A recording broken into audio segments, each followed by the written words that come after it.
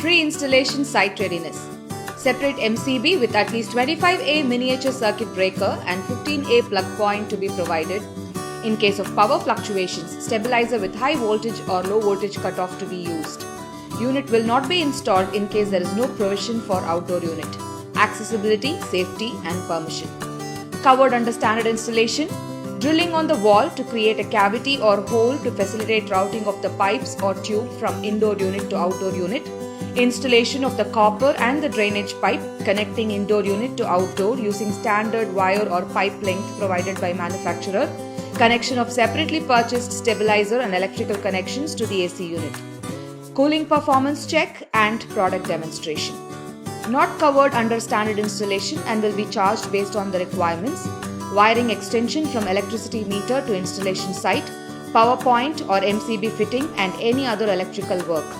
Any extra copper wire lengths that might be needed for installation, grill or glass cutting and welding work, core cutting, dismantling or shifting of old AC.